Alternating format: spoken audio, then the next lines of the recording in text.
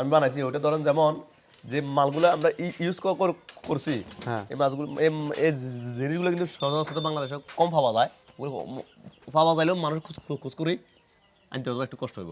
তো এই কারণে অত আমি এটা কাজ করি হিসাবে অত আমার খরচ একটু কম পড়ছে, এগুলো আস্তে আস্তে বলবো। আচ্ছা, যাতে আমরা বাড়ি মানে সম্পর্কে অনেক কিছু জানলাম তথ্য, আসলে ভাই একটা প্রশ্ন এটা আমার পার্সোনালি আর কি, যেটা আমি আপনার ভিডিও দেখছি যে আপনার যে অ্যাক্সিডেন্টটা যেটা ঘটে গেছিল, এই জিনিসটা একটু আমরা আপনার মুখ থেকে একটা শোনার একটা মানে আগ্রহ জানা, একটু জিনিসটা আসলে কিভাবে হয়েছিল, কোথায় হয়েছিল? এটা হচ্ছিল আপনার 2014 সালে, যখন আমি নোয়াখালী লক্ষ্মীপুর আমার একটা ফোম পদ্মার দোকান ছিল, পদ্মার সোফার দোকান ছিল।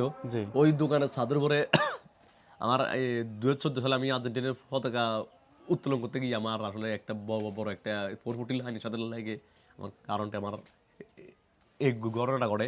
ঢাকা মেডিকেল বাহানিতে থাকার পরে আমার হাত পাগুলো ইনফেকশন হয়ে যাওয়ার কারণে এগুলো হাঁটি ফেলেছিল।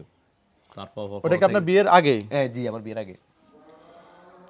যাক, তারপর দেখেন আপনি কিন্তু অদম্য যে শক্তি, ইচ্ছা শক্তি দিয়ে আপনি একটু এগিয়ে গিয়েছেন, আপনার কাজটা আপনি চালিয়ে গিয়েছেন। আর সবার একটা প্রশ্ন যে আসলে আপনার ভিডিও করে কে, আপনার ভিডিও এডিটিং করে কে, আপনার মানে ক্যামেরাম্যান কে? আমরা আসলে আজকে এই ভিডিওর মধ্যে আমরা তাকে সামনে নিয়ে আসবো, এবং তার ফেসটা আজকে রিভিল করবো।